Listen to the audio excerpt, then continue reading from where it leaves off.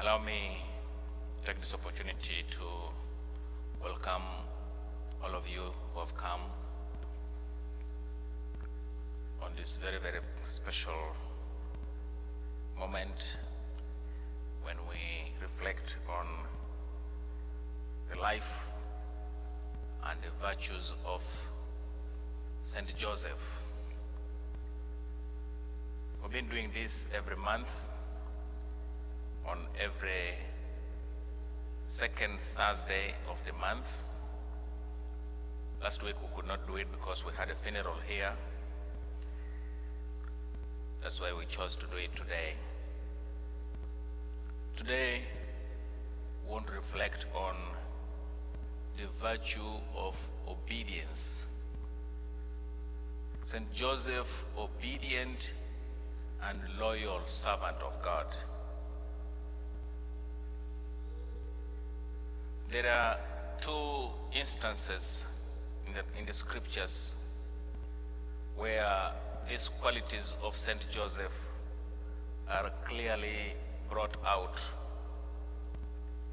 He's being an obedient and loyal servant. In the Gospel of Matthew, chapter 1, verses 18 to 24, we hear that Joseph was betrothed to Mary to become his wife. But before they came to live together, Mary was found to be pregnant by the Holy Spirit.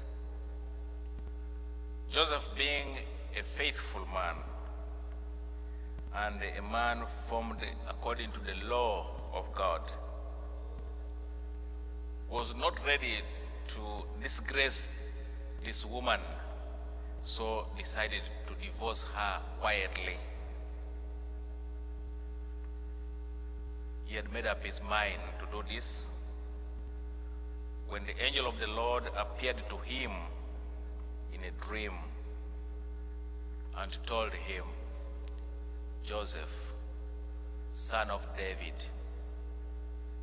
do not be afraid to take Mary home as your wife, for she has conceived what is in her by the power of the Holy Spirit. She will give birth to a son, and you are to name him Jesus, because he will save his people from their sins." We see Joseph as a perfect model of obedience. He did exactly what the angel asked him to do. He took Mary home and looked after her until she gave birth to her child. And Joseph took on the role of being a parent, a loving parent, a protective parent, a providing parent, both for this child and for the mother. We see here Joseph being obedient, having been groomed up according to the law, never to say no to the will of God. The second episode that we are given in the scriptures is in the Gospel of St. Matthew again, chapter 2, verses 13 to 15 and 19 to 23. We also see here Joseph being engaged in the birth of Christ. After this child was born, the child was in danger of being killed by King Herod.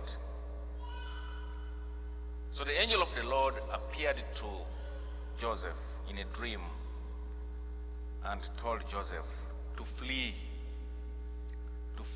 with the child and his mother to Egypt. They stayed in Egypt until such a time when Herod died. Then they came back and settled in Nazareth. Joseph obeyed this to do this also. Even if the journey to Egypt was not a very short one, a very long journey, and in the wilderness, he never questioned. He never said no, but he obeyed. This gives us another very wonderful testimony or revelation of Joseph as an obedient servant of God, obeying without question, traveling a long distance through the wilderness, risking being eaten by wild animals and being attacked by probably wrong people on the way, and of course with very poor mode of transport. But he also had in mind that Egypt was the place where his forefathers were persecuted many years ago, where they suffered under the people of Egypt, the king of Egypt, where they suffered and they were punished or for many years, until when God set them free, when he sent Moses to lead them out of slavery. Joseph is a model of obedience, a very faithful and a very prayerful man, law-abiding and God-fearing. We see in him also the likeness of Abraham, who trusted God completely and heeded to the voice of the Lord, going to venture into the unknown, to take on a responsibility without questioning. He knew that his life was in the hands of God, and therefore had total trust and confidence in God.